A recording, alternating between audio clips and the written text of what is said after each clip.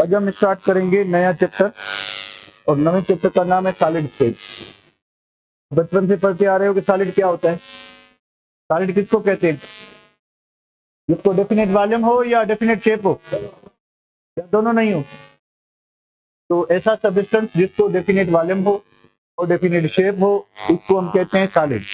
तो इसकी और क्या प्रॉपर्टीज होती है? अगर काइनेटिक एनर्जी की बात करें, देखिए सॉलिड की कौन कौन सी प्रॉपर्टीज होती हैं। पहली बात, अगर हम सॉलिड को ऊपर ऊपर से देखने की कोशिश करें तो सॉलिड को पहली बात कि डेफिनेट वॉल्यूम होता है। और डेफिनेट वॉल्यूम क्यों होता है? इफेक्टिव फोर्स की वजह से। उसके बाद डेफिनेट शेप होता है, ठीक है। इसके बाद अगर काइनेटिक एनर्जी की बात करें तो ओनली वाइब्रेशनल एनर्जी होती है, ओनली वाइब्रेशनल एनर्जी। उसके बाद क्या होता है कि हाई डेंसिटी। उसके बाद क्या होता है कि स्लोएस्ट रेट ऑफ डिफ्यूजन। उसके बाद क्या होता है कि एब्सोल्युटली इनकम्प्रेसिबल, एब्सोल्युटली इनकम्प्रेसिबल, यानी सॉलिड जो है उसको आप कंप्रेस नहीं कर सकते क्योंकि सॉलिड्स में जो पार्टिकल स्पेस होता है वो मिनिमम होता है। बीच में इतना स्पेस, इतनी जगह नहीं होती कि आप उसको फर्दर कंप्रेस कर सके by applying pressure like gases और लिक्विड, ठीक है। Absolutely incompressible. उसके बाद सॉलिड दो टाइप के होते हैं, या तो क्रिस्टलाइन होंगे और क्या होंगे, एमॉर्फस होंगे। ज्यादातर सॉलिड जो है क्रिस्टलाइन होते हैं। मेजॉरिटी ऑफ सॉलिड क्या होते हैं? क्रिस्टलाइन। और मेजॉरिटी ऑफ थिंग्स जो आपको नजर आ रही हैं, आपके सामने हैं, वो क्या होंगी? सॉलिड होंगी, लिक्विड होंगी, गैस होंगी, वो सॉलिड्स होते हैं, ठीक है बेटा। तो डेंसिटी ज्यादा होती है। उसके बाद एब्सोल्युटली इनकम्प्रेसिबल है, रेट ऑफ डिफ्यूजन कम होता है क्योंकि पार्टिकल में स्पेस है ही नहीं, तो मिक्सिंग कहां से होगी? बहुत ही स्लो होती है ड्यू टू वाइब्रेशनल मोशन। तो सचिन सर अब बुक पे आते हैं। बुक क्या कहता है हमें? बुक कह रहा है कि solid is a condensed state of matter in which particles, atoms, ions और molecules are closely arranged in fixed position and have very little freedom of movement due to strong interatomic, interionic और intermolecular forces। कि भाई solid जो है इसके जो particles होते हैं, अब देखें अगर आपके पास गैस है तो वो सिर्फ मॉलिक्यूल्स की बनी होगी, लिक्विड है तो वो भी सिर्फ मॉलिक्यूल्स का बना होगा, ठीक है। अगर आपके पास सॉलिड है तो सॉलिड एटम्स का भी हो सकता है, सॉलिड आयंस का भी हो सकता है, सॉलिड मॉलिक्यूल्स का भी हो सकता है। तो solid particles can be atoms, can be ions, can be molecules. अगर गैस और लिक्विड है तो खाली मॉलिक्यूल होंगे, ठीक है। तो ये पहला डिफरेंस है। और इनमें जो एटम्स हैं, इनकी जो अरेंजमेंट है वो एक फिक्स पोजीशन पे होती है। फिक्स पोजीशन पे क्यों होती है? क्योंकि in true solid, crystalline solid, जो पार्टिकल्स होते हैं जिसका सॉलिड बना हुआ होता है वो खुद को ऐसे अरेंज करते हैं कि जहां पे मैक्सिमम अट्रैक्टिव फोर्स हो, मिनिमम जो है स्पेस हो। तो अगर एक ही किस्म का प्योर सॉलिड है तो अट्रैक्टिव फोर्स जो है एक जगह से दूसरी जगह चेंज नहीं होगी, सेम रहेगी। इस वजह से जो है सॉलिड का एक प्रॉपर शेप बनता है। और प्रॉपर शेप होने की वजह क्या है कि इनके पास जो मॉलिक्यूल की मूवमेंट है वो बिल्कुल लेस फ्रीडम है, यानी वाइब्रेशनल मोशन है, अपनी पोजीशन पे रहते हुए टू एंड फ्रो मूव कर सकते हैं। Unlike liquids and gases के बरक्स, solids cannot flow and cannot take up the shape of container। कि जैसे गैस को आप किसी भी कंटेनर में डालते हो तो गैस को अगर आप सिलेंड्रिकल शेप में डालते हैं तो वो सिलेंड्रिकल शेप अडॉप्ट कर लेगी, गैस को आप ट्रायंगुलर शेप में डालते हो वो शेप अडॉप्ट कर लेगा। लिक्विड में भी यही सीन है कि लिक्विड का भी अपना शेप नहीं होता, जिस कंटेनर में आप डालोगे लिक्विड वो शेप अडॉप्ट करेगा। और सॉलिड वो अपना शेप होता है। अगर मैं इस पेन को सॉलिड स्टेट में अगर मैं बाल्टी में रखूंगा तो ये अपना शेप रिटेन करेगा। पर अगर मेरे पास इतना वॉल्यूम किसी लिक्विड वाटर का है, उसी को किसी भी कंटेनर में डालूंगा तो फ्लो की वजह से, मूवमेंट की वजह से, फ्री रैंडम मोशन की वजह से वो आपकी गैस हो चाहे लिक्विड हो, वो उस कंटेनर का शेप अडॉप्ट कर लेगा, पर सॉलिड अडॉप्ट नहीं करता, ठीक है। Solids are identified by their rigid structure. Solid को आप लिक्विड और गैसेस से कैसे आइडेंटिफाई करोगे? इनके पास एक रिजिड स्ट्रक्चर होती है, मैकेनिकल स्ट्रेंथ होती है। They tend to resist external pressure applied on them and are nearly incompressible. पुराने बुक में लिखा हुआ था कि ये बिल्कुल इनकम्प्रेसिबल थे, यानी ये किसी भी एक्सटेंट में कंप्रेस नहीं होते। तो ये कह रहा कि नियरली यानी थोड़ी सी गुंजाइश होती है कि अगर सॉलिड्स में इंटरमॉलिक्यूलर फोर्स अगर कम है तो उन मॉलिक्यूलर सॉलिड्स को आप थोड़ा प्रेशर देके कंप्रेस कर सकते, थोड़ा, बिल्कुल थोड़ा, ज्यादा नहीं।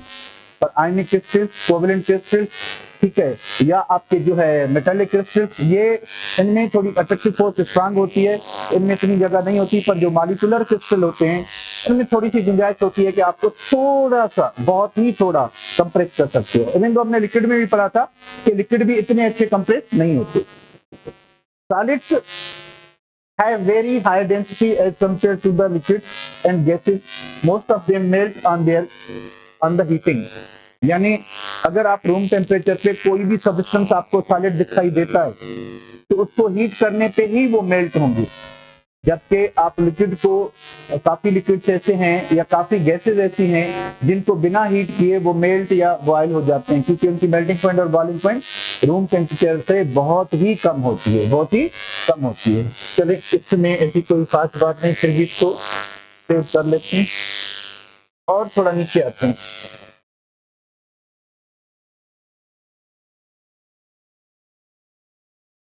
उसके बाद क्या चीज है बेटा?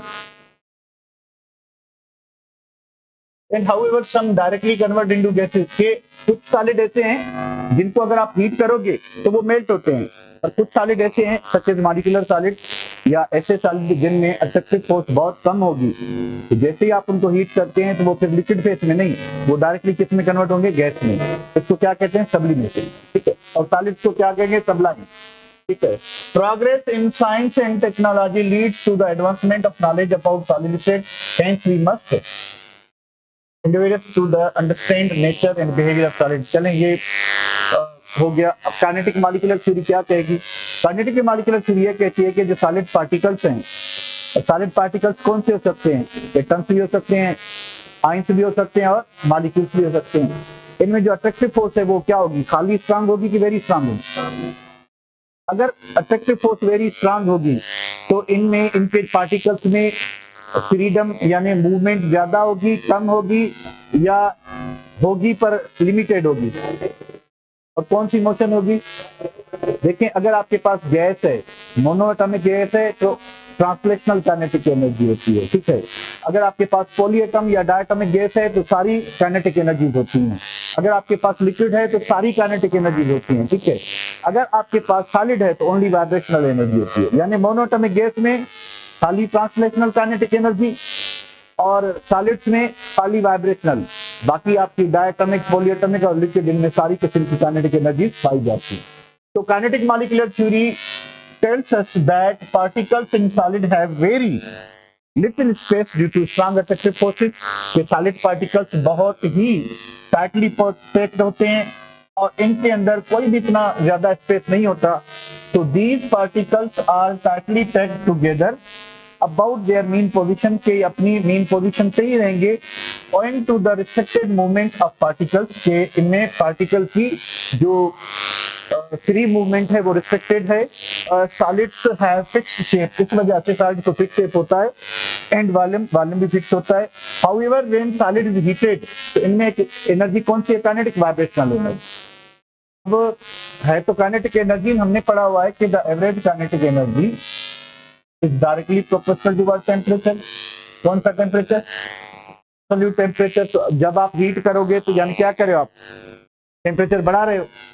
जब आप किसी चीज को हीट कर रहे हो तो क्या कर रहे हो? तो जब आप टेम्परेचर बढ़ाओगे तो वाइब्रेशनल काइनेटिक एनर्जी बढ़ेगी। वाइब्रेशनल काइनेटिक एनर्जी बढ़ती जाएगी, एक लिमिट आएगी जहां पे जो सॉलिड पार्टिकल्स जिस फोर्स के साथ एक दूसरे से बंधे हुए थे, उस फोर्स को वाइब्रेशनल एनर्जी ओवरकम कर जाएगी। और जब वाइब्रेशनल एनर्जी अट्रैक्टिव फोर्स को ओवरकम कर जाएगी, सॉलिड उस वक्त लिक्विड हो जाएगा, मेल्ट हो जाएगा, और सॉलिड के पास वाइब्रेशनल काइनेटिक एनर्जी की जगह पे अब सारे किस्म की काइनेटिक एनर्जी आ जाएंगी, ठीक है। तो आगे क्या करिए काइनेटिक मॉलिक्यूलर थ्योरी कि however when a solid is heated, the vibrational energy of particles increases, and when a particular temperature is reached, the vibrational energy of solid particles overcome यानी उसको क्रॉस कर जाएगी attractive forces. As a result particles of solid lose their mean position as well as specific arrangement and changes into liquid state। उस temperature को क्या कहोगे आप? वो टेम्परेचर जिससे वाइब्रेशनल एनर्जी किसी और एनर्जी में कन्वर्ट हो जाए और सॉलिड अपनी मीन पोजीशन जिससे उसकी पर्टिकुलर अरेंजमेंट थी वो डिस्ट्रॉय हो जाए तो सॉलिड क्या हो जाएगा? लिक्विड हो जाएगा। उस टेम्परेचर को क्या कहेंगे? Melting point. बॉइलिंग पॉइंट के मेल्टिंग पॉइंट? मेल्टिंग पॉइंट कहेंगे। चलिए भाई इसको सेव करते हैं। आगे आते हैं तो ये पार्टिकल डायग्राम है सॉलिड, लिक्विड और गैसेस का। थोड़ा सा देखें तो आपको गैस पार्टिकल बिल्कुल रेंडमली दिखाई दे रहे हैं, किसका किधर मुंह है, किसका किधर मुंह है दिखाई नहीं दे रहा, पर अज्यूम करें कि गैस मॉलिक्यूल रेंडमली कहीं भी जा सकते हैं। लिक्विड मॉलिक्यूल्स हैं तो क्लोज एक दूसरे के, थोड़ा थोड़ा स्पेस भी है, पर क्या चीज है कि मॉलिक्यूल्स अकेले नहीं है, जैसे गैस का हर मॉलिक्यूल अकेला है। सॉलिड मॉलिक्यूल देखेंगे प्रॉपर 3 डायमेंशनल अरेंजमेंट में, कोई भी ये लाइन इधर जा रही है तो इसी में पार्टिकल होंगे, इसी में होंगे, इसी में होंगे, ये अगर लाइन इधर आई है इसी में पार्टिकल्स होंगे। तो एक प्लेनर और 3 डायमेंशनल अरेंजमेंट होती है किसमें? सॉलिड में। ठीक है बेटा, आगे आते हैं।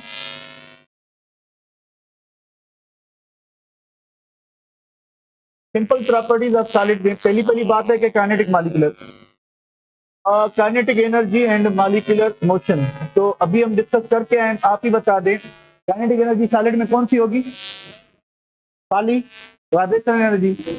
और मॉलिक्यूलर मोशन जो है स्लो होगी। Particles of solid can only vibrate at their mean position, they do not bear translational and rotational kinetic energy as liquid particles और गैसेस में होती है। इंटरमॉलिक्यूलर फोर्सेस की बात करें तो इंटरमॉलिक्यूलर फोर्सेस क्या होती हैं? स्ट्रांग होती हैं, वीक होती हैं? इस वजह से क्या होगा कि इनके जो पार्टिकल्स हैं उनमें स्ट्रांग अट्रैक्टिव फोर्स की वजह से अपनी मीन पोजीशन पे होंगे। ठीक है।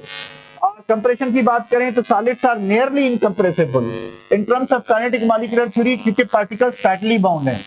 अब भाई देखें पार्टिकल्स में फ्री स्पेस बहुत कम है। चले मुझसे आ गया तो फ्री स्पेस नहीं है। ठीक है भाई, ये आपका सॉलिड आ गया। तो सॉलिड में फ्री स्पेस ना होने की वजह से जब आप इसको कंप्रेस करोगे तो ये कंप्रेस नहीं होगा। अगर आपने जो फोर्स अप्लाई की है वो फोर्स इसकी पॉजिटिव फोर्स से ज्यादा है तो सॉलिड क्या हो जाएगा? सॉलिड डिफॉर्म हो जाएगा। सॉलिड क्या हो जाएगा?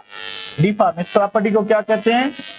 डिफॉर्मिटी कहते हैं। ठीक है, यानी सॉलिड कंप्रेस नहीं होगा, पर अगर एक्स्ट्रा प्रेशर दिया जाए, एक्स्ट्रा फोर्स लगाई जाए तो सॉलिड क्या हो जाएगा? टुकड़े टुकड़े हो जाएगा, क्योंकि उसकी जो पॉजिटिव फोर्स थी उससे ज्यादा आपने फोर्स लगा दी है तो सॉलिड टुकड़े टुकड़े हो जाए। एक सिंपल सा एग्जांपल लें कि अगर आपके पास जो है क्या कहते हैं कैल्शियम कार्बोनेट यानी चाक है, तो चाक को आप जोर देके देखें तो वो कंप्रेस नहीं होगा, पर नीचे रख के लात मारें जरा जोर से तो चाक टुकड़े टुकड़े टुकड़े हो जाएगा, पर कंप्रेस नहीं होगा। मतलब क्या हुआ कि चाक कंप्रेस हो गया कि डिफॉर्म हो गया? चलें, तो ये क्या कह रहा है कि solids are nearly incompressible in terms of kinetic molecular theory, the particles are tightly bonded together due to strong attractive forces. Therefore, only a very small empty space is left among them. It makes solid denser, rigid and hard. इसकी वजह से external force apply करने पे solid में compressibility होगी भी तो सिर्फ मॉलिक्यूलर सॉलिड जिसमें कमजोर फोर्स होती है उसमें कोई थोड़ा सा गैप रह जाए तो उसको हम कंप्रेस कर सकते हैं, बाकी आम सॉलिड को आप नहीं कर सकते। डिफ्यूजन की बात करें, डिफ्यूजन हमने पढ़ा था गैसेस में, तो rate of diffusion is inversely proportional to density. Rate of diffusion is inversely proportional to molecular mass, square root of molecular mass. अब हमने ऊपर पढ़ा है कि सॉलिड की डेंसिटी बहुत ज्यादा होती है, सॉलिड की डेंसिटी, अब डेंसिटी बहुत ज्यादा है इसका मतलब क्या हुआ? तो रेट ऑफ डिफ्यूजन क्या होना चाहिए? रेट ऑफ डिफ्यूजन के लिए फ्री स्पेस होना चाहिए, उसके बाद फ्री मूवमेंट होनी चाहिए। इनमें फ्री मूवमेंट भी रिस्ट्रिक्टेड है, ओनली वाइब्रेशनल एनर्जी है, उसके बाद स्पेस भी नहीं है, तो रेट ऑफ डिफ्यूजन बिल्कुल ही स्लो होगा। अगर दो स्मूथ सॉलिड एक दूसरे के ऊपर रखे जाएं तो due to vibrational force, vibrational motion, सालों के बाद वो एक दूसरे में सरफेस पे मिक्स हो सकते हैं। तो इस प्रॉपर्टी को क्या कहते हैं? डिफ्यूजन पर सालों लगेंगे। जैसे भाई आपने किधर फुस किया, ठीक है, या आपने फुस किया, ठीक है, दोनों कंडीशन में खुशबू या बदबू आपको जल्दी आएगी। पर पर अगर सॉलिड सरफेस एक दूसरे के ऊपर पड़े हुए हैं तो उनको काफी अच्छा लगेगा डिफ्यूज होने में, ठीक है। या पेडल के बुक में दिया हुआ है कि आपने कोई ओल्ड बिल्डिंग देखी होगी जो आधी जमीन के अंदर होती है, आधी बाहर खड़ी होती है। वो तो भाई हम पाड़े वाले कमाल करते हैं ना, अपने गांव में भी पुरानी जगहें देखी होंगी, जब रोड बनता है तो जगह नीचे हो जाती हैं, तो क्या जगह नीचे चली गई है या रोड ऊपर आ गया है? तो पेडल के बुक में उसको डिफ्यूजन कहा गया है, ठीक है। हम पाड़े वाले क्या करते हैं, गंद का ढेर बनाते हैं, यानी गंद कचरा उठा के फेंकते जाते हैं, वो एक बड़ा जो है ना वो बन जाता है, तो उसके साइड में जो भी घर होगा वो क्या हो जाता है, नीचे हो जाता है, तो क्या हुआ, डिफ्यूज हो गया। तो सॉलिड में डिफ्यूजन होती है, पर यानी एक माइक्रोस्कोपिक लेवल पे नहीं, माइक्रोस्कोपिक लेवल पे होती है, जो हमें दिखाई नहीं देती, ठीक है। तो solid diffuses very slowly as compared to liquid gases. This is due to close packing, or what is the cause for the slow rate of diffusion? That is their vibrationalness. That is their vibrationalness. ठीक है।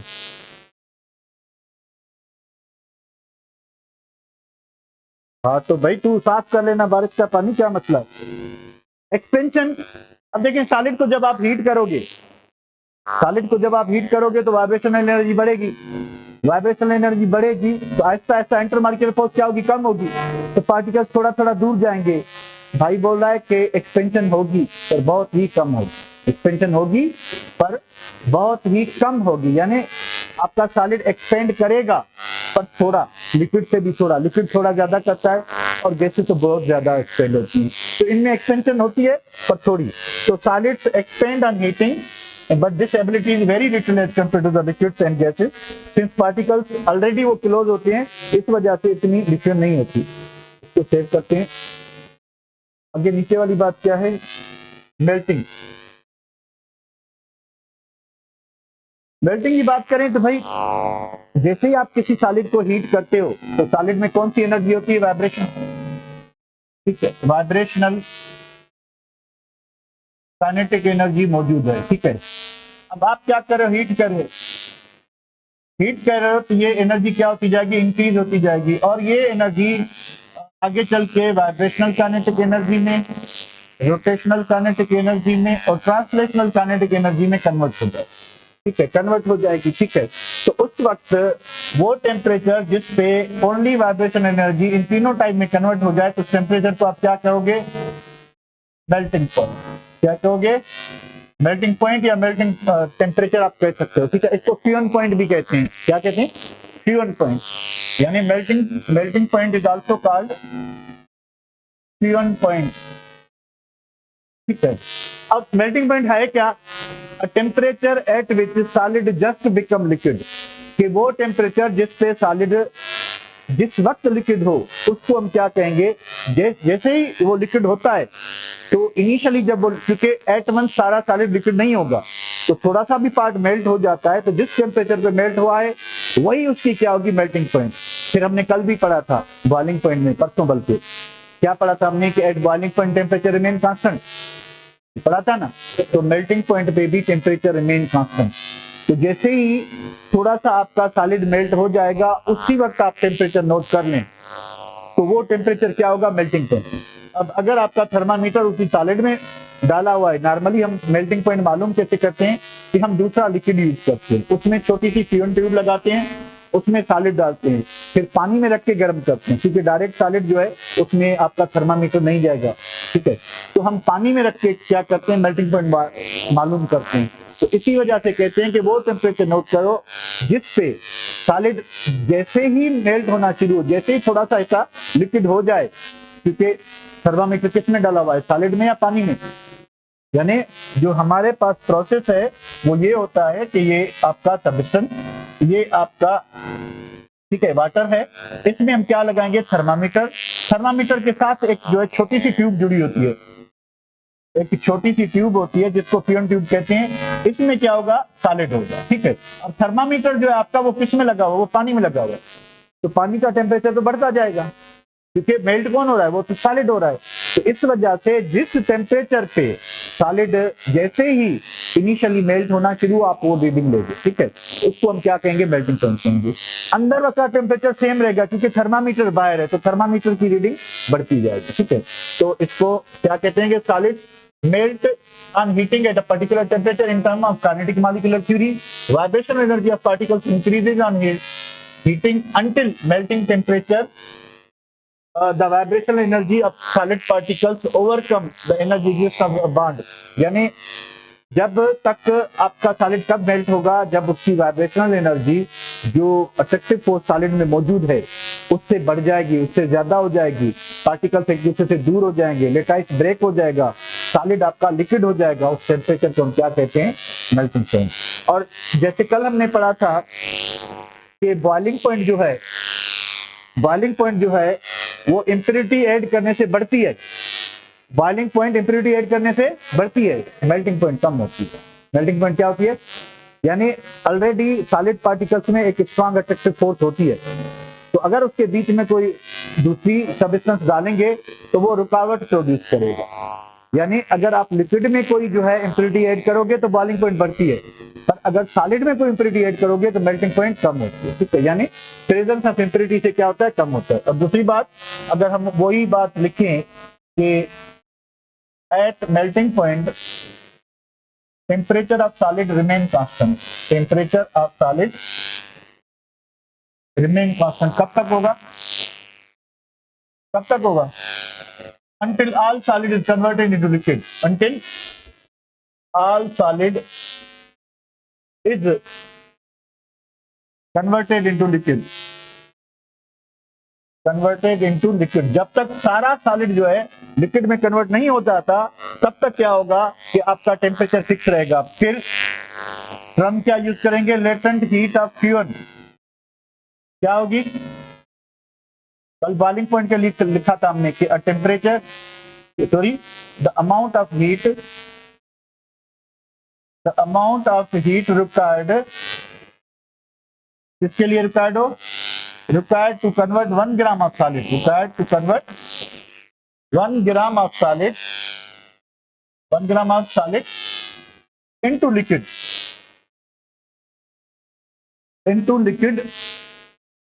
At its melting point. तो भाई हमने कल यही पढ़ा था boiling point में भी कि जब लिक्विड बॉयल होता है तो टेम्परेचर फिक्स हो जाता है। तो जब सॉलिड मेल्ट होगा तो टेम्परेचर फिक्स हो जाएगा। तो जो नीचे से हीट चल रही है वो क्या करेगी? वो जैसे लिक्विड पार्टिकल्स में जो पॉजिटिव फोर्स थी उसको ब्रेक करने में लगी हुई थी ताकि वो गैस हो जाए।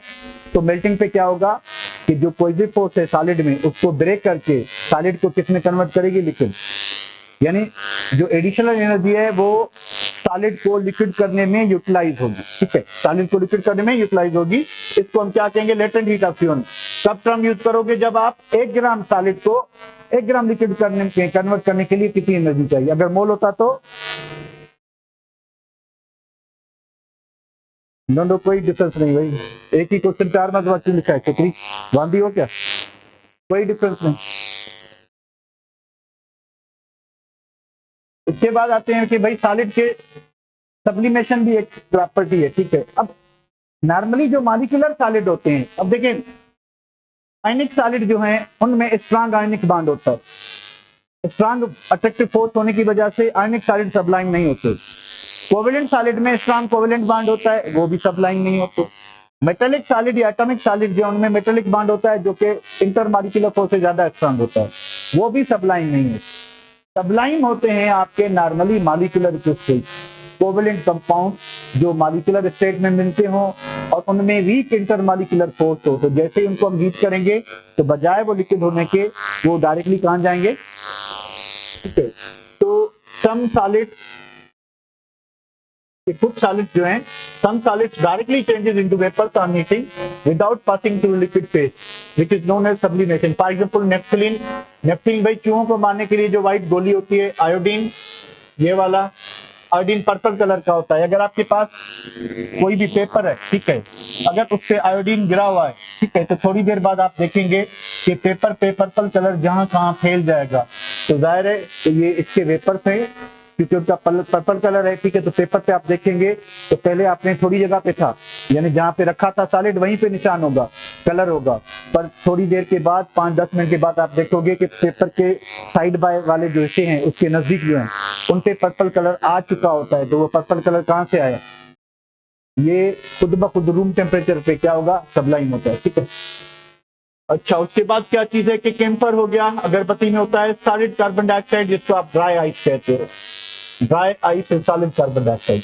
काइनेटिक मॉलिक्यूलर थ्योरी इसके लिए क्या कहती है कि the attractive forces in these solids are quite weaker. अब आपको पता है कि आयनिक सॉलिड में अट्रैक्टिव फोर्स वीक नहीं होती, कोवेलेंट में भी वीक नहीं होती, मेटेलिक में भी वीक नहीं होती, तो फिर किस में होती है, मॉलिक्यूलर। जो मॉलिक्यूलर सॉलिड्स होते हैं, जो मॉलिक्यूलर क्रिस्टल्स होते हैं, उनकी जो अट्रैक्टिव फोर्स है वो क्या होती है, वीक होती है। Which as compared to ordinary solid जो है इनमें अट्रैक्टिव फोर्स वीक होती है। तो जैसे ही इनको हीट करेंगे तो पार्टिकल्स, जो सरफेस पार्टिकल्स हैं वो डायरेक्टली किस में कन्वर्ट हो जाएंगे। और इस प्रोसेस को किसके लिए यूज करते हैं,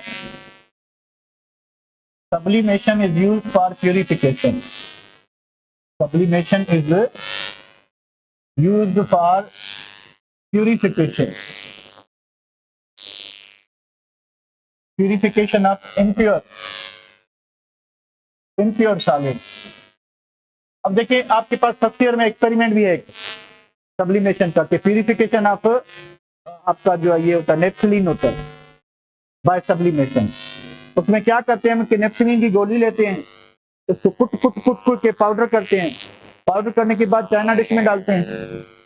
चाइना डिश क्या होती है, एवापोरेटिंग डिश, इसको चाइना डिश कहते हैं। ठीक है, नीचे से फ्लेम लगाते हैं। ठीक है, ट्राइपॉड स्टैंड पे। ठीक है, उसके बाद क्या होता है कि इसके ऊपर एक फिल्टर पेपर लगाया जाता है, फिल्टर पेपर से कवर किया जाता है। फिल्टर पेपर में क्या करेंगे, सुराख करेंगे। ठीक है, इधर ऊपर फनेल लगाया जाता है, फनेल के ऊपर काटन लगाई जाती है ताकि बंद हो जाए। ठीक है, उसके बाद इसके ऊपर एक वेट फिल्टर पेपर लगाया जाता है, मॉइस्ट फिल्टर पेपर कह लें। तो जैसे इसको हीट करेंगे तो नेफ्थलीन में जो इम्प्योरिटी होगी, अब जो इम्प्योरिटी है वो सबलाइन है कि नेफ्थलीन है, तो उड़ेगा कौन, डायरेक्ट। बाकी जो दूसरी इम्प्योरिटी हो वो नीचे ही रहेगी। इसमें चाइना डिश में नेफ्थलीन के वेपर्स ऊपर आएंगे, वेपर्स ऊपर क्योंकि कर्टन पर लगा है तो ऊपर से निकल नहीं सकेंगे।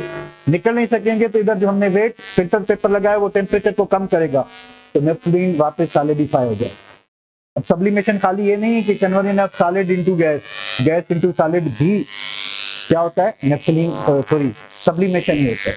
इसको कहीं कहीं पे डिपोजिशन भी कहते हैं, पर वही यानी काफी बुक ऐसे भी लिखते हैं कि the conversion of solid into gas और gas into solid directly without passing through liquid state, इसको आप क्या कहोगे, सब्लिमेशन कहोगे। ठीक है, तो इस तरह से ये आप यानी ऊपर जो क्रिस्टल्स बनेंगे, वेपर्स बनके जब वेपर्स ठंडे होके सॉलिडिफाई होंगे, इन वेपर्स में सिर्फ और सिर्फ सबलाइन सॉलिड होगा। दूसरा जो इम्प्योरिटी होगी वो नीचे चाइना डिश में होगी। तो आप प्यूरिफिकेशन के लिए यूज करते हैं।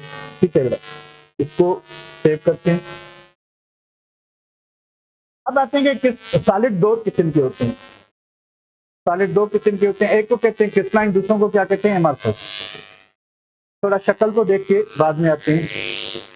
अब देखिए इन दोनों में आपको 3 dimensional, regular, definite, repetitive arrangement किसमें दिखाई दे रही है, ए में कि बी में। तो ये जो सॉलिड होगा इसको हम क्या कहते हैं, इसको हम कहते हैं क्रिस्टलाइन सॉलिड। कौन सा सॉलिड, क्रिस्टलाइन सॉलिड। इसको जिसमें रैंडम अरेंजमेंट हो, रेगुलर अरेंजमेंट ना हो, नो 3 डायमेंशनल, इरेगुलर अरेंजमेंट हो, बाकी सारी उल्टी कर लें ये वाली। ठीक है, अरेंजमेंट ऑफ पार्टिकल्स हो, इसको आप क्या कहोगे, एमॉर्फस। ठीक है, तो भाई सॉलिड्स दो किस्म के होते हैं, सॉलिड कितने किस्म के, दो के। तो थोड़ा ऊपर करके इसकी प्रॉपर्टीज को भी एक्सप्लोर करते हैं।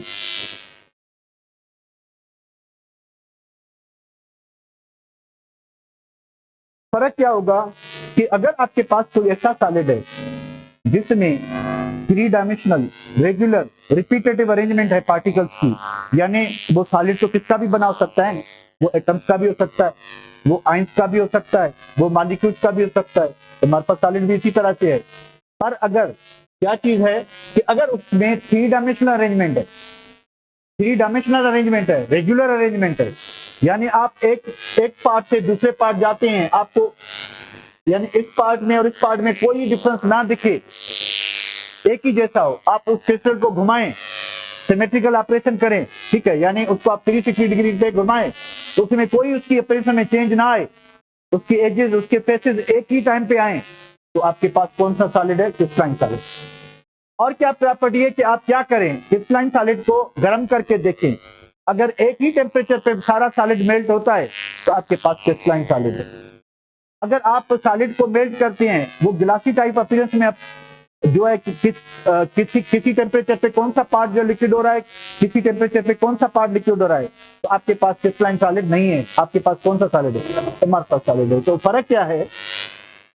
They exist in definite geometrical shape के क्रिस्टलाइन सॉलिड जो होते हैं उनका डेफिनेट शेप होता है और दे do not have definite shape. अब ए का मतलब ये है, ए मींस नॉट, अमरफस में जो ए है उसका मतलब क्या है? नॉट। मार्क कहते हैं फॉर्म और शेप को, मार्क किसको कहते हैं? तो ऐसे सॉलिड जिसको प्रॉपर शेप नहीं होगा, फिक्स शेप नहीं होगा। फिक्स शेप से मुराद क्या है? फिक्स शेप से मुराद ये है कि इसका मतलब ये है कि आप अगर क्रिस्टलाइन सॉलिड को ऊपर से देखते हो, नीचे से देखते हो, लेफ्ट से देखते हो, राइट से देखते हो, ठीक है, किसी भी एंगल से देखते हो, तो उसकी अपीयरेंस, उसकी एजेस, उसके फेसेस, उसकी अरेंजमेंट सेम है। क्या होगी? सेम।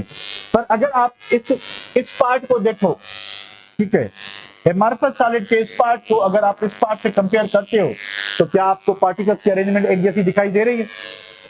आप क्रिस्टलाइन सॉलिड के इस पार्ट को अगर आप इस पार्ट से कंपेयर करें तो क्या आपको चेंज दिखाई दे रही है? सेम है। तो क्रिस्टलाइन सॉलिड में अट्रैक्टिव फोर्स, ठीक है, एक ही जैसी होती है। आप क्रिस्टलाइन सॉलिड के किसी भी पार्ट में चले जाओ, यूनिफॉर्म कोई भी फोर्स होगी।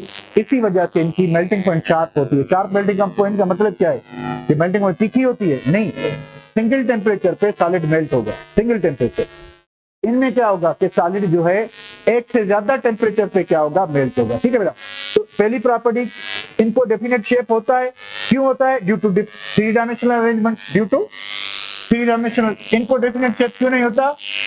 No three dimensional arrangement. दूसरी बात करते हैं, they have sharp melting point, मतलब ये है कि इनकी जो है सिंगल मेल्टिंग टेम्परेचर होता है, सिंगल मेल्टिंग पॉइंट होती है, यानी एक ही टेम्परेचर पे ये मेल्ट होंगे। इनको डिफ्यूज और mixed melting, they melt over wide range of temperatures, यानी इनको क्या होता है? इनको मिक्स्ड और डिफ्यूज मेल्टिंग पॉइंट होती है, यानी एक नहीं, एक से ज्यादा टेम्परेचर पे क्या होगा? सॉलिड मेल्ट होगा। कौन सा? एमरफस। ठीक है। उसके बाद क्या है? दे शो एनिसोट्रोपिक बिहेवियर, और उसके बाद they can not be cut down into, they can be cut down into fixed cleavage plane. ये जो है, अब इसका मतलब क्या है? क्लीवेज और क्लीवेज प्लेन का ये नीचे एक्सप्लेन करते हैं, नीचे है। ठीक है, तो थोड़ा ऊपर आते हैं इनकी डेफिनेशन पे, इसको मैं सोच कर लूं। इनकी एक्सप्लेनेशन नीचे है क्योंकि ये खुद फ्रम है, नीचे एक्सप्लेन है। तो अब बुक क्या कहता है क्रिस्टलाइन सॉलिड के बारे में?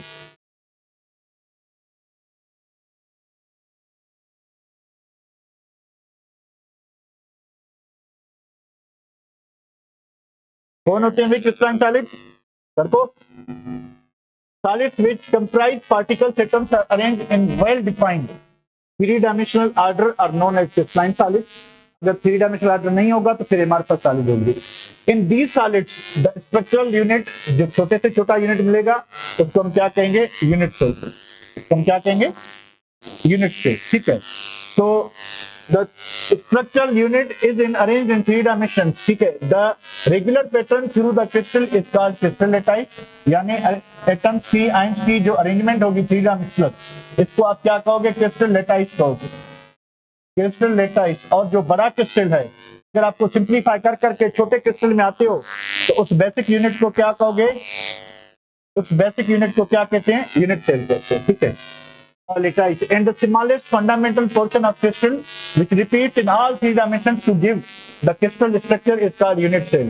यानी जो बिग क्रिस्टल होता है, जो बिग क्रिस्टल है वो छोटे छोटे क्रिस्टल का बना होता है। छोटे छोटे क्रिस्टल्स आपस में यूनाइट होकर बड़े क्रिस्टल के शेप को जनरेट करती हैं। तो जब उस बड़े क्रिस्टल को आप सिंप्लीफाई करोगे तो छोटे से छोटा जो क्रिस्टल मिलेगा उसका शेप वही होगा जो कि बड़े क्रिस्टल का था, तो छोटे हम ज्योमेट्रिकल बॉक्स को, एक ज्योमेट्रिकल फिगर को क्या कहेंगे, यूनिट सेल। ठीक है। Crystalline solids are characterized by definite geometrical shape, sharp melting point. They are also known as flu solid. इनको आप फ्लू सॉलिड भी कहते हो, क्योंकि एमरफस सॉलिड जो है उनको आप क्या कहते हो, सूडो सॉलिड, फाल्स सॉलिड। क्योंकि सॉलिड वो होता है जिसका डेफिनेट शेप हो, और एमरफस सॉलिड में डेफिनेट शेप है नहीं। उसके बाद क्या चीज है बेटा कि most of the solids in nature occur in crystalline solid. ज्यादातर सॉलिड जो हैं वो क्रिस्टलाइन होते हैं। Some common examples of crystalline solids are sodium chloride, नमक जो खाते हैं, डायमंड जो आपने कभी देखा नहीं, मे बी ग्रेफाइट, आप पेंसिल जो यूज करते हैं, सक्रोज, चीनी जो खाते हैं हम, ठीक है, फेरस सल्फेट, इसके बाद मैग्नीशियम क्लोराइड, समंदर के पानी में होगा, सोडियम कार्बोनेट, ठीक है, सोडियम कार्बोनेट वॉशिंग सोडा, आपको नहीं पता तो अम्मी को पता होगा, ठीक है, कपड़ा धोने के काम आता है, वॉशिंग सोडा कहते हैं इसको, ठीक है। तो ये कुछ कॉमन क्रिस्टलाइन सॉलिड हैं जो आपने घर में देखे होंगे, ठीक है। इसको सेव करते हैं। उसके बाद क्या चीज है बेटा, एमरफस सॉलिड क्या होता है, बस इसको उल्टा करते जाएं, समझ जाएं। Solid which do not have three-dimensional regular arrangement are called amorphous. These solids do not have long range of order of particles assumed to be closer to liquid. इनकी प्रॉपर्टी लिक्विड जैसी होती है। amorphous छोड़े इसको, जिससे चले भाई। Crystalline solid की बहुत सारी प्रॉपर्टीज होती हैं, उसमें वन ऑफ द प्रॉपर्टी कौन सी है, सिमेट्री है, ठीक है। Now what is symmetry? Symmetry एक रोटेशनल ऑपरेशन होता है। अगर आपके पास कोई भी चीज है, से कोई क्रिस्टलाइन सॉलिड है, आप उसको रोटेट करते, आप उसको देख रहे हैं, रोटेट करते जा रहे हैं, ठीक है। तो एनी रोटेशनल ऑपरेशन, ठीक है, यानी जिसके जरिए आप किसी भी चीज को एग्जामिन कर रहे हैं, उसको हम सिमेट्री कहेंगे। सिमेट्री की 3 टाइप्स होती हैं, ठीक है, plane of symmetry, axis of symmetry and centre of symmetry. अब पहली बात की सिमेट्री क्या है कि when a crystal is rotated to a certain angle, जब भी आप किसी क्रिस्टलाइन सॉलिड को रोटेट करेंगे, ठीक है, क्या होगा कि repetition of edges and faces is observed. मान लें कि आपके पास एक क्यूबिक, वो छक्के वाला ढारा है, लूडो वाला, ठीक है, अब उसको आप क्या करते हैं, रोटेट करते हैं। तो एवरी 90 डिग्री पे उसके जो फेस है उसका वो रिपीट होगा, और उसकी जो एजेस हैं, यानी जो कोने हैं, उसके कॉर्नर जो हैं, वो क्या होंगे, रिपीट होंगे, ठीक है। तो इस रिपीटेशन को हम क्या कहते हैं, सिमेट्री। जब आप किसी भी क्रिस्टल को क्या करोगे, रोटेट करोगे, ठीक है। तो इसको मैं आपको फिगर से समझाता हूं कि 3 पॉइंट होती हैं इसकी सिमेट्री की। ABC जो है ये आपका प्लेन ऑफ सिमेट्री है। प्लेन ऑफ सिमेट्री क्या होता है कि ऐसी पॉइंट जो मॉलिक्यूल को 2 इक्वल हाल में डिवाइड कर ले, या जो क्रिस्टल को, अब हम क्रिस्टल की बात करें, देखिए आपके पास इथीन है, इथीन में प्लेन ऑफ सिमेट्री है, देख लें जरा। क्या मॉलिक्यूल को आप इस पॉइंट से 2 इक्वल हाल में डिवाइड कर सकते हैं, लेफ्ट और राइट में? यानी ये वो पॉइंट होगी, ठीक है, ये वो प्लेन होगा, ठीक है, या पॉइंट होगी, ऐसी पॉइंट जो मॉलिक्यूल को 2 इक्वल हाल में डिवाइड करे, तो इसको क्या कहेंगे हम, इसको आप प्लेन ऑफ सिमेट्री कहेंगे, ठीक है। ABC are plane of symmetry, यानी मॉलिक्यूल को हमने आधा ऊपर आधा नीचे, मॉलिक्यूल को हमने आधा लेफ्ट आधा राइट, मॉलिक्यूल को हमने बिल्कुल इस तरह से, यानी अगर आप 3 डायमेंशनल शेप नहीं देख पा रहे हैं तो हमने इस तरह से किया है, हमने इस तरह से किया था। हमने क्या किया, कहां लाइन मानू, इधर से आधा आधा से, आधा ऊपर आधा नीचे, आधा लेफ्ट आधा राइट। अब ये डायगोनल हो गया, आधा इस साइड पे आधा इस साइड पे। ये कौन सी सिमेट्री है, प्लेन ऑफ सिमेट्री। ये कौन सी है, प्लेन ऑफ सिमेट्री। अच्छा, ये क्या है, एक्सिस ऑफ सिमेट्री।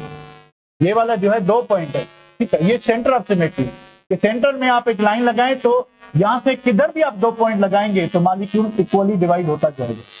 किधर भी लगाएं, इधर लगाएं, इधर लगाएं, तो यानी सेंटर ऑफ सिमेट्री क्या कि एक मिड पॉइंट, एक सेंट्रल एरिया लेंगे आप, उधर पॉइंट लगाएंगे, उस वहां से अगर 2 लाइन आप किसी भी डायरेक्शन में खींचेंगे तो मॉलिक्यूल 2 इक्वल हाल में क्या हो जाएगा, या ये क्रिस्टल 2 इक्वल हाल में क्या हो जाएगा, डिस्ट्रीब्यूट हो जाएगा। इसको क्या कहते हैं, सिमेट्री कहते हैं। अब ये सिमेट्रिक ऑपरेशन किस में हो सकता है, क्रिस्टलाइन सॉलिड में कि एमरफस में? सिर्फ और सिर्फ क्रिस्टलाइन सॉलिड जो है वो क्या हो सकते हैं। अब ये प्रॉपर्टी हम ऑलरेडी पढ़ चुके हैं कि फिक्स ज्योमेट्रिकल शेप किसको होगा, क्रिस्टलाइन सॉलिड को होगा कि अमॉर्फस को। Since particles in crystalline solids are orderly or three-dimensionally or repeating pattern में होते हैं, in three dimension they possess definite geometrical shape. For example, shape of unit shell of diamond is cubic, graphite is hexagonal. यानी आप अगर diamond को देखेंगे तो उसमें कार्बन की अरेंजमेंट इस तरह से, अगर आप ग्रेफाइट को देखेंगे तो उसमें हेक्सागोनल रिंग्स होती हैं, ठीक है, हेक्सागोनल रिंग्स होती हैं, पर ये जो है अरेंजमेंट हमेशा क्या होगी, फिक्स होगी। इस वजह से इनका जो शेप है वो क्या होगा बेटा, फिक्स होगी। शार्प मेल्टिंग पॉइंट का मतलब मैंने आपको ऑलरेडी बताया क्या होगा कि क्रिस्टलाइन सॉलिड में आप अगर एक जगह से दूसरी जगह जाते हो, क्रिस्टलाइन सॉलिड में एक जगह से दूसरी जगह जाते हो तो क्या होगा, अरेंजमेंट चेंज होगी, एंगल्स चेंज होंगी, distance between the items change होगा, अट्रैक्टिव फोर्स की एक्सटेंट में कोई चेंज आएगी। जब कोई चीज चेंज नहीं होगी तो अट्रैक्टिव फोर्स एक जगह से दूसरी जगह वेरी नहीं करेगी, चेंज नहीं होगी, तो सारा का सारा सॉलिड एक ही सिंगल टेम्परेचर पे मेल्ट होगा। इस सिंगल मेल्टिंग पॉइंट इसकी क्यों होती है, या शार्प मेल्टिंग पॉइंट क्यों होती है, क्योंकि कोई फोर्स जो है इनकी एक जैसी होती है, वो from one part two another part क्या नहीं होती, चेंज नहीं होती, ठीक है। इस वजह से शार्प मेल्टिंग। क्लीवेज प्लेन का मतलब क्या है, देखिए अगर आपके पास क्रिस्टलाइन सॉलिड है तो उसमें थ्री डायमेंशनल अरेंजमेंट होती है।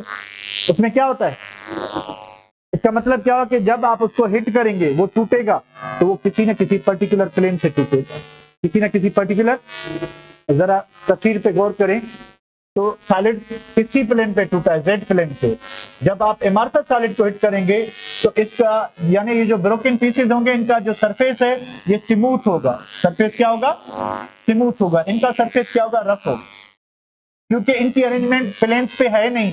तो जब ये टूटेगा तो ये इरेगुलर शेप में टूटेगा। जब ये टूटेगा तो what is the meaning of cleavage plane, कि जिस डायरेक्शन में आपने हिट किया था अगर उसी डायरेक्शन में क्लीवेज होती है, ब्रेकेज होती है। क्लीवेज का मतलब है ब्रेकेज। क्लीवेज का मतलब क्या है, थोड़ी देर पहले हमने क्या पढ़ा था कि सॉलिड कंप्रेस नहीं होते, या एब्सोल्युटली कंप्रेसिबल हैं, या ये कहते हैं कि थोड़ी डिग्री में कंप्रेस होते हैं। तो अगर आप अप्लाइड फोर्स आपकी ज्यादा है तो सॉलिड टूटेगा। अगर आपके पास क्रिस्टलाइन सॉलिड है तो किसी न किसी पर्टिकुलर प्लेन से टूटेगा, किसी न किसी पर्टिकुलर प्लेन से टूटेगा। अगर जो आपने जो जिस डायरेक्शन से आपने फोर्स लगाई है उसी डायरेक्शन से टूटता है तो उसको क्लीवेज प्लेन कहेंगे, ठीक है। दूसरे डायरेक्शन से भी टूट सकता है, ये जरूरी नहीं है, ठीक है। उसके बाद दूसरी चीज क्या है कि अगर आप अमॉर्फस सॉलिड है तो अमॉर्फस सॉलिड के जब छोटे छोटे टुकड़े बनेंगे तो उनका सरफेस क्या होगा, रफ होगा कि स्मूथ होगा, रफ होगा, ठीक है। क्रिस्टल ग्रोथ का मतलब क्या है, एक दो प्रॉपर्टी तो वो कर लेते हैं, ठीक है, थोड़ा बर्दाश्त करें। क्रिस्टल ग्रोथ का मतलब ये है कि जब आप किसी भी क्रिस्टलाइन सॉलिड की सॉल्यूशन बनाते हैं, जैसे सोडियम क्लोराइड है आपके पास, ठीक है, अगर आप सोडियम क्लोराइड की हॉट सुपर सैचुरेटेड सॉल्यूशन बनाते हो, हॉट सुपर सैचुरेटेड सॉल्यूशन, ठीक है, तो जैसे ही आप सुपर सैचुरेटेड सॉल्यूशन को क्या करोगे, आहिस्ता आहिस्ता कूल करते हो, स्लो कूल करते हो, तो सॉलिड जो क्रिस्टलाइन सॉलिड होता है वो हमेशा एक ही शेप में ग्रो करता है। उसको हैबिट ऑफ क्रिस्टल कहते हैं। इसको क्या कहते हैं, हैबिट ऑफ क्रिस्टल का मतलब ये है कि the shape in which crystalline solid usually grows, यानी मोस्टली वो किस शेप में ग्रो करता है, उसकी ग्रोथ को हम चेंज कर सकते हैं। कैसे चेंज कर सकते हैं, उसका शेप से कैसे चेंज कर सकते हैं, आप टाइमिंग ऑफ जो इसकी जो कूलिंग है उसको चेंज करके इसका शेप जो है थोड़ा ज्यादा चेंज कर सकते हैं। तो ये क्या कह रहा है कि when hot saturated solution of salt और molten solid is allowed to cool slowly, अगर आप किसी भी क्रिस्टलाइन सॉलिड की हॉट सॉल्यूशन को स्लोली कूल करते हो तो crystals are grown in various directions, it is called crystal growth. ये आपके थ्री डायमेंशनली क्रिस्टल ग्रो करना शुरू करेगा, ठीक है। For example slow cooling of saturated solution of table salt gives cubic crystal। अगर आप इसमें कोई इम्प्योरिटी डाल देंगे तो पॉसिबल है कि मिक्स क्रिस्टल बनेंगे, इसका शेप चेंज हो सकता है, ठीक है। तो व्हाट इज क्रिस्टल ग्रोथ, कि जब भी आप किसी क्रिस्टलाइन सॉलिड की हॉट सैचुरेटेड सॉल्यूशन को, बल्कि सुपर सैचुरेटेड सॉल्यूशन को स्लोली कूल करोगे तो हमेशा वही शेप बनेगा जो उसकी हैबिट होगी। What is habit of crystal? Habit of crystal का मतलब है कि स्लोली पुलिंग पे सॉलिड ज्यादातर किस शेप में गिरो करता है, उसको हम हैबिट ऑफ क्रिस्टल कहते हैं। एनोसोट्रॉपी क्या होता है कि जो क्रिस्टलाइन सॉलिड होते हैं उनमें 3 डायमेंशनल अरेंजमेंट होती है, और जो एमॉर्फस सॉलिड होते हैं उनमें क्या होता है, नहीं होती, यानी रैंडम अरेंजमेंट होती है। ठीक है, रैंडम होती है। अगर आपके पास कोई ऐसा सॉलिड है जो लेयर की फॉर्म में एग्जिस्ट करता है, जो लेयर की फॉर्म में, ग्रेफाइट का एग्जांपल ले लें, आपके पास ग्रेफाइट है। अब ग्रेफाइट में क्या होता है कि ग्रेफाइट में लेयर्स होते हैं, एक लेयर, दूसरा लेयर, तीसरा लेयर। अब हर लेयर के दरमियान जो अट्रैक्टिव फोर्स है वो वैन डर वाल फोर्स होती है इन लेयर्स की, यानी ये लेयर 1, लेयर 2, लेयर 3, इनमें जो अट्रैक्टिव फोर्स है वो कौन सी है? वीक वैन डर वाल फोर्स,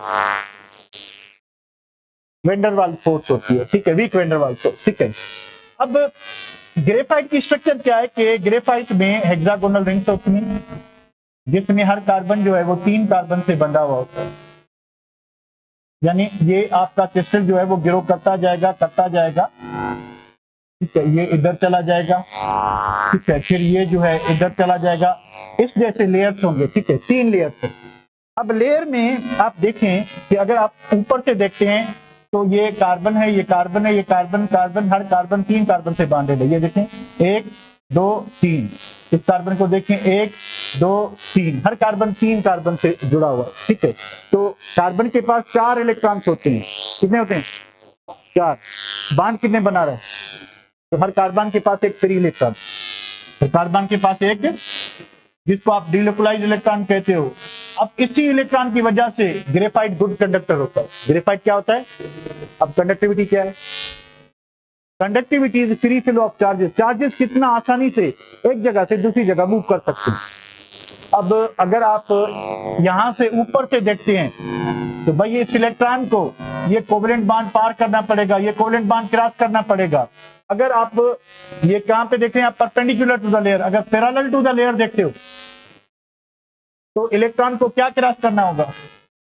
अगर यहाँ पे इलेक्ट्रॉन है, यहाँ पे इलेक्ट्रॉन है, ये बिजली वाला इलेक्ट्रॉन आता है, तो यहाँ पे वीक वैन डर वाल फोर्स है, इजीली यहाँ से गुजर जाएगा, या इलेक्ट्रॉन इजीली जो है परपेंडिकुलर डायरेक्शन यानी कोवेलेंट बॉन्ड को क्रॉस करेगा। किसको इजी क्रॉस करेगा? मतलब क्या हुआ? यानी कंडक्टिविटी जो है ग्रेफाइट की ऊपर वाले डायरेक्शन से क्या होगी? कम होगी, यानी इलेक्ट्रॉन कोवेलेंट बॉन्ड को इजीली क्रॉस नहीं कर पाएंगे।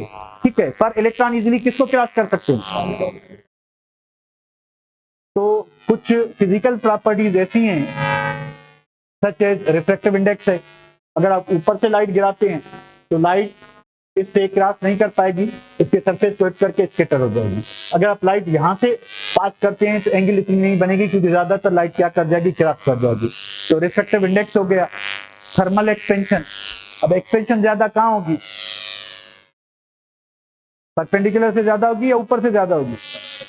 तो ये कुछ फिजिकल प्रॉपर्टीज हैं जिनके मैग्नीट्यूड, जिनके वैल्यूज डिफरेंट डायरेक्शन में डिफरेंट होते हैं।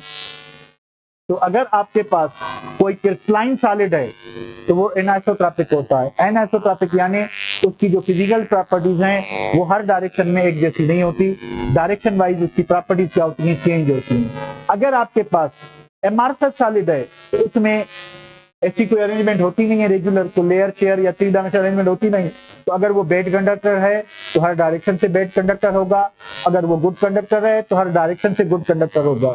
तो ये प्रॉपर्टी जो एनिसोट्रॉपिक होते हैं, यानी ये क्रिस्टलाइन सॉलिड होते हैं जिनकी फिजिकल प्रॉपर्टीज डायरेक्शन वाइज क्या होती हैं? चेंज होती हैं। ठीक है, एक सेकेंड मुझे देखें कि अगर 1-2 प्रॉपर्टी करते हैं वरना छोड़ते हैं। एक्सोमॉर्फिज्म, पॉलीमॉर्फिज्म, एलोट्रॉपिज्म, चलो इनको कट करते हैं। ठीक है बेटा, ब्रेक करें।